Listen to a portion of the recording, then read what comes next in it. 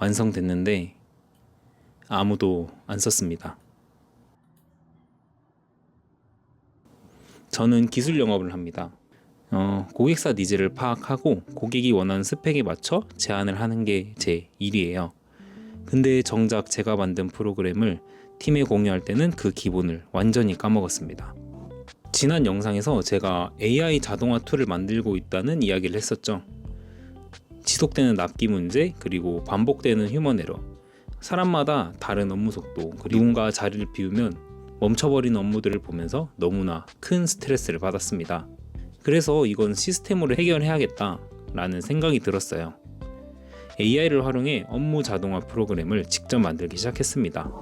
며칠 동안은 계속 수정을 하면서 결과적으로는 제가 사용하기엔 정말 만족스러운 프로그램 하나가 완성이 됐습니다.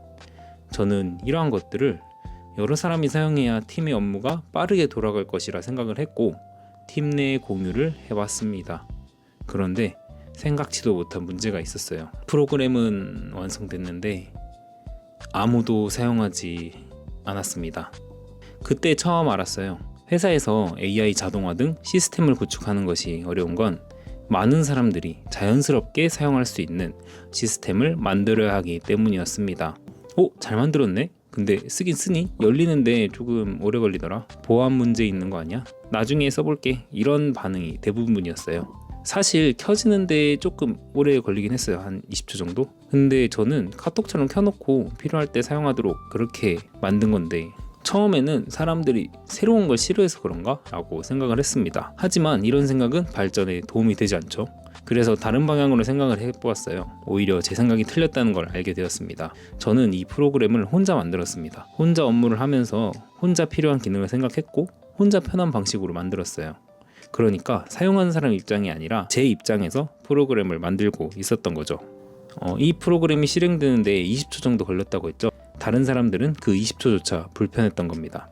그리고 또 하나 느낀 게 있었어요. 번역이나 검색처럼 혼자 사용하는 AI는 생각보다 거의 모두가 많이들 사용합니다. 그런데 회사 업무 방식 자체를 바꾸는 AI 자동화 이런 거는 조금 다른 문제였어요. 굳이? 난 이런 거 잘 몰라. 원래 하던 대로 하면 되잖아. 이런 말들을 정말 많이 들었어요. 그리고 이렇게 다들 생각을 하시는 것 같더라고요. 이건 누가 맞고 틀리고의 문제가 아니라 새로운 방식을 받아들이는 데는 큰 심리적 비용이 있다는 것입니다. 그때 깨달았어요.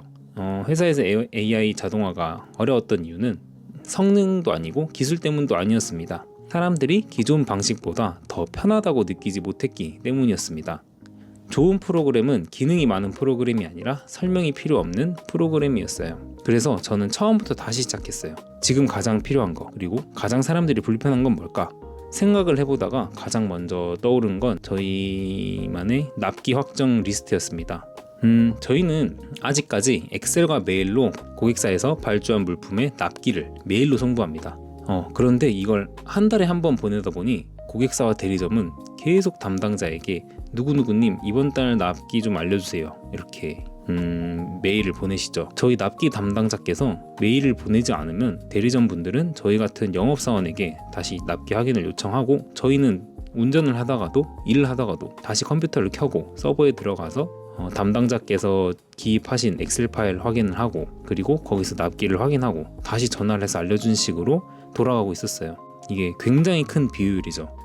만약 내가 쿠팡에서 물건을 주문했는데 배송일이 안 떠요. 아무리 문의를 해도 안 떠서 나한테 판매를 한 사람에게 직접 찾아가서 물어보는 그런 시스템이었어요.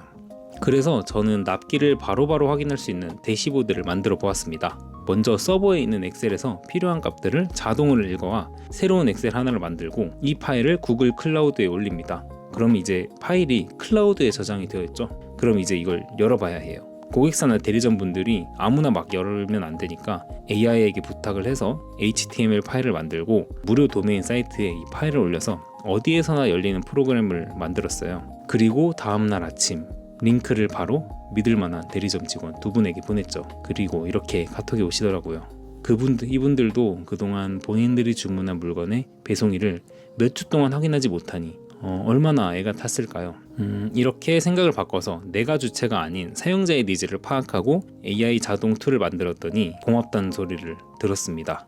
저는 이번 일을 겪으면서 AI보다 더 중요한 걸 배웠어요. 좋은 프로그램은 만드는 사람이 만족하는 게 아니라 사용하는 사람이 편한 프로그램이었습니다. 기술 영업이랑 똑같았어요. 고객이 필요로 하는 걸 먼저 이해하는 것, 그 기본을 정작 제 프로그램을 만들 땐 잊고 있었습니다. 그리고 처음에 말씀드렸죠. 이거 사실 영업이랑 똑같더라고요.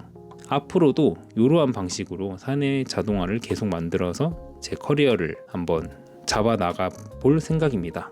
시청해주셔서 감사합니다.